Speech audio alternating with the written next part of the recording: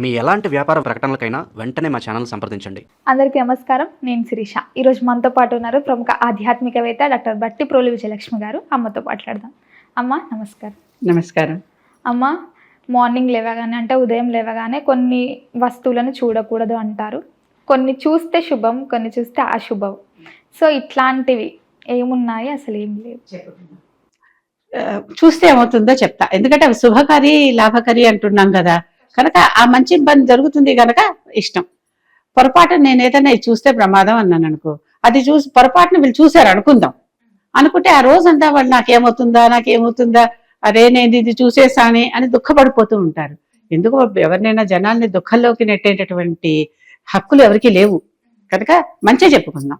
ఇది జరిగితే మంచి జరుగుతుందంటే అది చూస్తే వాళ్ళు ఆనందపడతారు కదా, మంచి జరుగుతుందని ఒక రకమైనటువంటి సైకలాజికల్ ధైర్యం వాళ్ళ మనసుల్లో ఉండి హ్యాపీగా వాళ్ళు ఆ రోజంతా జరుపుకుంటారు కదా. కనుక let us all wish them a very good day. Morning లేస్తూనే గుడ్ మార్నింగ్, గుడ్ డే అనుకుంటామా, అది చేద్దాం. పొద్దున్నే లేస్తూనే ఏం చేయాలి అని అంటే, దేవుడు ఎక్కడో లేడు మనలోనే ఉన్నాడు అని తెలియటానికి ఒక గుర్తుగా అరచేతుల్ని చూసుకుని, ఈ చేతులే కదమ్మా మనకి ఇంత సంపాదించి పెడుతున్నాయి, మనకు నోట్లో కన్నం తీసుకెళ్తోంది, మనకి ఏ పని చేసినా ఈ చేతులు లేకపోతే కష్టమే కదా. కనుక ఈ చేతులకి అంత ప్రముఖ స్థానం ఇచ్చి ఈ చేతుల్ని చూస్తూ కరాగ్రే వసతే లక్ష్మి అంటే, ఇక్కడ ఈ మునివేళ్ళు లేకపోతే మనం ఏం పని చేసినా మనకి అంత పని ఎలా జరుగుతుంది. కనుక కరాగ్రే వసతే లక్ష్మి, కరమచ్చే సరస్వతి, కరమూలేతు గోవింద్, ప్రభాతే కరదర్శనం. పొద్దున లేస్తూనే కరదర్శనం చేస్తున్నాను. ఈ చేతులే నాకు లక్ష్మి, ఈ చేతులే నాకు సరస్వతి, ఈ చేతులే నన్ను రక్షించే గోవిందుడు. గోవిందుడు గోపనం చేస్తాడు, రక్షణ ఇస్తాడు. కనుక ఇవి నాకు మూడు అవసరమే కదా, కనుక ఇవి మూడు నాకు ఇవ్వు అని వాళ్ళకి ఆ దేవతలకి దండం పెట్టుకుంటున్నాం. చేస్తే తర్వాత కాలు కింద పెట్టాలిగా, ఏ మంచం మీదో ఎక్కడో పడుకున్నా లేవాలిగా. కానీ భూదేవి ఆవిడ మనల్ని రోజంతా భరిస్తోంది, దాని మీదే నడుస్తున్నాం, అక్కడే అన్ని చేస్తున్నాం. కనుక భూదేవికి దండం పెట్టుకోవటం నెక్స్ట్ చేయాల్సినటువంటి పని. భూదేవికి దండం పెట్టుకుంటే ఆవిడ శాంతిస్తుంది అని పాదం పెడుతూనే, అమ్మ సముద్ర వసనే దేవి పర్వత స్థన మండలే విష్ణుపత్ని నమస్తుభ్యం పాదస్పర్శం క్షమస్వమే. అమ్మ సముద్రంలో కూడా భూమి ఉంది కదా, అక్కడ ఉన్నటువంటి ఓ భూదేవి పర్వత స్థన మండలే, ఆవిడ స్థనాలు పర్వతాల్లాగా ఉన్నాయట భూదేవికి. అవే కదా మన పైకి ఇలా ఉబ్బికి వచ్చేవి. పర్వత స్థన మండలే విష్ణుపత్ని నమస్తుభ్యం, అమ్మ నీకు నేను నమస్కారం చేస్తున్నా విష్ణుపత్ని. పాదస్పర్శం క్షమస్వమే, ఎవరికైనా కాలు తగిలిస్తే వెంటనే క్షమాపణ చెప్తాం, సారీ చెప్తాం.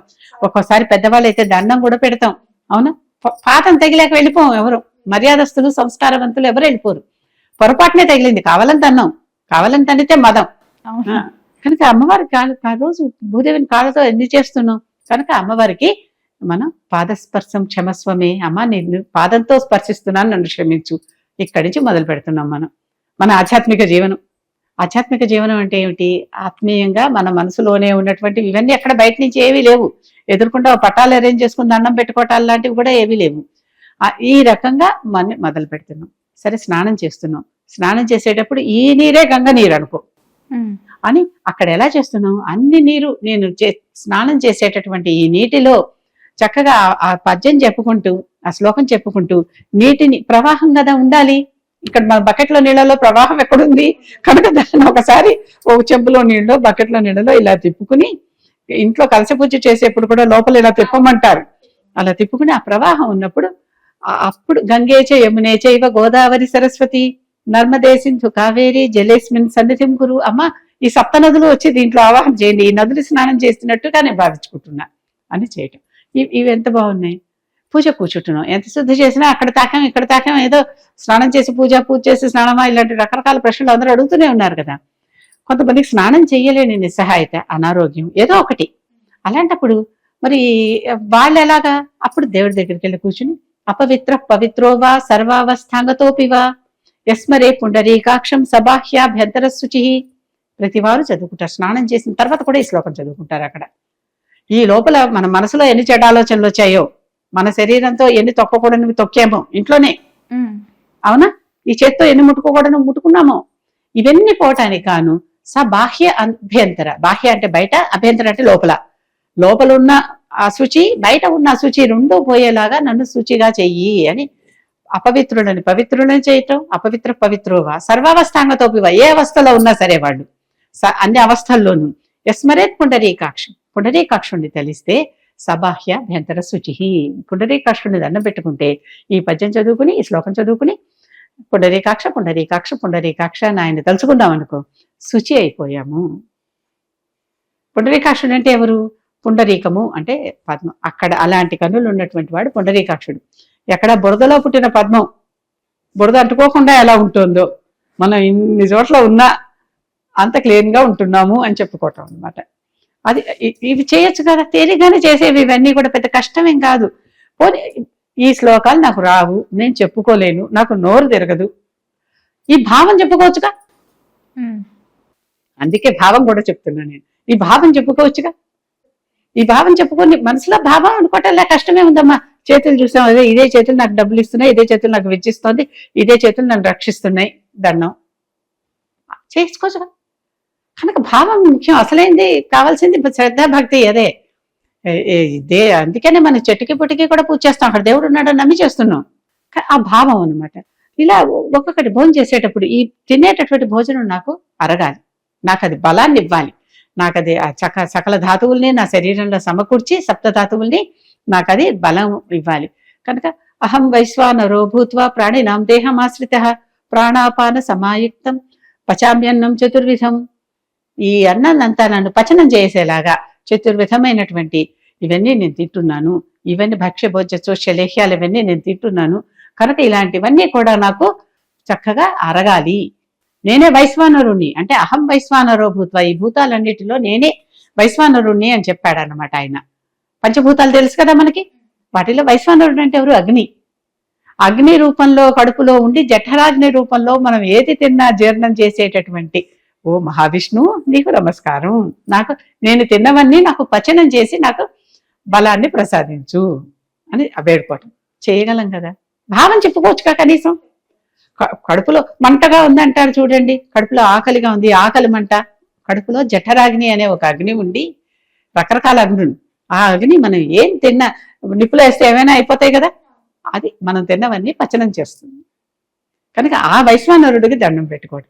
ఏది చేసినానమ్మా బయటికి వెళ్తున్నాం, నాకేమి అడ్డంకులు లేకుండా ఉండు అని వినాయకుడికి దండం పెట్టుకుని బయటకు వెళ్ళండి. వినాయకుడు శ్లోకం బోర్డున్నా, ఇప్పుడు నేను చెప్పక్కర్లేదు కదా, ఆ శ్లోకం చెప్పేసుకోండి, బయట కాలు పెట్టండి. హనుమంతుడు ఉన్నాడు, అసాధ్య సాధక స్వామిని అసాధ్యం తవకిం వద, రామదూత కృపా సింధో మత్కార్యం సాధయ ప్రభు. కష్టమైన కార్యం వాళ్ళు ఏదో చేయాలి, మనం ఏదో ఒక పెద్ద పని ఏదో చేయటానికి వెళ్తున్నాం, ఒక పెద్ద కార్యం చేయటానికి. అసాధ్యమైన కార్యమైనటువంటి రామకార్యమే సముద్రం దాటి వెళ్ళి సీతను చూసొచ్చి మళ్ళీ తిరిగి వచ్చి చెప్పాడు. అంత గొప్ప కార్యం చేసినటువంటి ఓ రామదూత, ఓ కృపాసింధు అంటే ఆయన కృపాసాగరం, దయాసాగరం, నా కార్యం కూడా కొంచెం చేసి పెట్టవయ్యా, మత్కార్యం సాధయ ప్రభు అని ఆయన్ని హనుమంతుడిని వేడుకోవటం. ఈ పనులు చేయలేమా? నిజం చెప్పండి. చేయగలుగుతాం, తేలిగానే చేయొచ్చు కదా. పడుకుంటున్నాం రాత్రిపూట, పనులన్నీ అయిపోయినాయి, వచ్చేసాం పడుకుంటున్నాం. పడుకునేటప్పుడు ఎటువంటి చెడ్డ కళలు రాకుండా ఉండాలి కదా. కనుక అటువంటి అప్పుడు నిద్రపోయే సమయంలో అదొకప్పుడు ఒక శ్లోకం, రామం స్కందం హనుమంతం వైనతేయం రుకోదరం సేనేయ పఠేన్నిత్యం దుస్వప్నస్తస్య నశ్యతి. చెడ్డ కళలు రాకుండా హాయిగా నిద్ర పట్టేలా చేయి తండ్రి అని ఈ దేవుడిని వెడుకుతున్నాం. ఎవరిని? రామం స్కంధం, రాముడు, స్కందుడు అంటే సుబ్రహ్మణ్యుడు, వైనతేయం హనుమంతం హనుమంతుడు, వైనతేయం అంటే గరుడు, రుకోదరం అంటే భీముడు. వీళ్ళని దండం పెట్టుకుంటేట వాళ్ళు దుస్వప్నాలు రాకుండా మనకి తీసేస్తారట. కనుక వాళ్ళని తలుచుకోండి ఒకసారి. ఈ పేర్లను తలుచుకోవచ్చుగా, ఇప్పుడు నేను చెప్పానుగా ఎవరెవరో, ఈ పేర్లను తలుచుకుని దండం పెట్టుకుని చెడ్డగలలు రాకుండా హాయిగా నిద్రపట్టేలా చూడు తండ్రి అని దండం పెట్టుకోవటమే కదా. పేర్లు తలుచుకోవటానికి పద్యం రావక్కర్లేదుగా, శ్లోకం రావక్కర్లేదు. ఇప్పుడు నేను చెప్పిన వాటిల్లో శ్లోకాలు ఉన్నాయి కరెక్టే, ఇవి వీటిలోనే ఎందుకున్నాయి, తెలుగులో ఎందుకు లేవు, ఇంకో భాషలో ఎందుకు లేవు అని అంటే, ఒకప్పుడు మనకున్న ఏకైక భాష సంస్కృతమే ఈ దేశంలో. అప్పుడు ఇన్ని భాషలు లేవు. ఆ ఏకైక భాష, అది కూడా సంస్కరింపబడిన భాష కనుక దానికి సంస్కృతం అని పేరు. అంతకుముందు ప్రాకృతం, పైశాచి ఇలాంటి భాషలన్నీ చాలా ఉన్నాయి, పాళి బోర్డు భాషలు ఉన్నాయి. ఆ భాషలు కాకుండా సంస్కరింపబడిన భాష కనుక సంస్కృతం అన్నారు దాన్ని. అందుకే సంస్కృతంలో అక్షరాలు మారవు. తెలుగు భాషలో ఆ అక్షరాలు మేము చదువుకోలేదండి, అలు అలు అరు అరు ఇలాంటి కొన్ని అక్షరాలు మేము చెప్పలేదండి అని అనేస్తున్నారు. ఇప్పుడు అవి ఎక్కడ పడుతున్నామో తెలియట్లేదండి అంటున్నారు కదా. ఇలాంటివి ఇన్యా ఇని ఇలా కొన్ని ఉన్నాయి కదా మనకి, వాడట్లా మానేస్తున్నారు. పెళ్లి అనమంటే పెళ్లి అంటున్నారు. మనకున్నాయి కొన్ని పదాలు, అవి అక్కడ లేవు. సంస్కృతంలో లాలాకు ఒకటే పదం అనుకోండి, వాళ్ళకి ఒకటే అక్షరం, వాళ్ళకి 2 అక్షరాలు లేవు అక్కడ. కళ్యాణమే, కళ్యాణం కాదు వాళ్ళకి. కనుక ఇలాంటి పదాలు ఆ సంస్కృతం సంస్కరింపబడిన భాషలో ఏమున్నాయో వాటిల్లోనే కదా అందరు రాశారు. కవులందరూ, రచయితలందరూ, వేదవ్యాసుడి దగ్గర నుంచి అసలు ఆది కవి వాల్మీకి దగ్గర నుంచి అందరూ కూడా రాసినవి ఇవే కదా. ఇవే రాసి ఇవే మనకు వచ్చాయి. కనుక వాటిలో నుంచే మనం చెప్పుకోవాల్సి వస్తుంది. అదే ఎందుకుంది, ఇది ఎందుకు లేదు, మన భాషలో ఎందుకు లేదు అంటే, రాసే వాళ్ళు ఎవరైనా దీనికి అనువాదాలు రాస్తే అనువాదాన్ని చక్కగా ఛందోబద్ధంగా పద్య రూపంలో రాస్తే ఉంటాయి. అలా రాసినవి కూడా చాలానే ఉన్నాయి. కానీ అనాదిగా వస్తున్నటువంటి ఒక పద్ధతి ఉంటుంది కదా, ఆ పద్ధతి ప్రకారం ఈ సంస్కృత శ్లోకాలు. అందుకనే నేను ప్రతి పద్యం వెనకాల దాని భావం కూడా చెప్పటం వల్ల ఏమవుతుంది, ఆ భావమైన మనసులో పడితే చాలనేది. ఎందుకంటే ఏది చేసినా సంస్కృతంలో మాట్లాడినా దేవుడికి అర్థమవుతుంది, తెలుగులో మాట్లాడినా దేవుడికి అర్థమవుతుంది, మన మనోభాషలో మాట్లాడినా దేవుడికి అర్థమవుతుంది. ఆయన సర్వాంతర్యామి, సర్వబహిర్యామి, బయట ఉన్నాడు, లోపల ఉన్నాడు. కనుక ఆ దేవుడితో మనం చెప్పుకుంటున్నాం కనుక ఏది చేసినా ఆధ్యాత్మికంగా జీవించటం అంటే ఇంతేనమ్మా. పడుకుని తింటే దేవుడి సహాయంతో తింటున్నాం, సంపాదిస్తే దేవుడి సహాయంతో సంపాదిస్తున్నాం. మనం రక్షించేవాడెవడు? గోవిందుడు. అన్నం ఎవరు మనకి అరిగేలా చేస్తున్నారు? కడుపులో ఉన్న అగ్ని అని. ఇలాగే కదా చెప్పుకుంటున్నాం. అగ్ని లేకపోతే ఆకలి వేయదు, అన్నము అరగదు వాళ్ళకి. కనుక ఏది చేసినా కూడా ఇదిగో మీరందరూ గొప్ప బలవంతులు కనుక మీరు ఇంత బలవంతులు, మాకు చెడ్డ కళలు రాకుండా మమ్మల్ని కాపాడండి, ఇలాగే కదా అడుగుతున్నాం. కనుక ఎప్పుడైనా దేవుడిని మంచి కోసం వేడుకుంటే ఏమీ తప్పలేదు. ఏమన్నా కోరుకోండి. ఇప్పటికిప్పుడు నన్ను ఇండియాకి ప్రధానమంత్రిని చేయమని కోరుకున్నా తప్పలేదు. తీరిస్తే తీరుస్తాడు, అదే లేదు. మనకు అయోగ్యత ఉంటే అడిగిన కోరికలన్నీ తీరవు కదా. అవునా? అమెరికాకి ప్రెసిడెంట్ చేయమన్నా చేస్తే చేయొచ్చేమో, నాకు అయోగ్యత ఉంటే. అయోగ్యత లేకపోతే ఏవి తీరవు. కనుక మనం చేసేటప్పుడు మనకు నిజంగా అర్హత ఉందా అనేది ఒకటి గమనించుకొని చేస్తే అభ్యర్థం కాకుండా ఉంటుంది. కాకపోతే ఈ పుణ్యబలం ఎప్పుడూ ఉంటుంది. ఇప్పుడు కాకపోతే రాబోయే జన్మల్లో ఎప్పుడో ఉపయోగపడుతుంది. అది అమ్మ, మొత్తం మీద ఉదయం లేచినప్పటి నుంచి సాయంత్రం పడుకునేంత వరకు ఎలాంటి జీవనం గడపాలో తెలియజేసినందుకు ధన్యవాదాలు.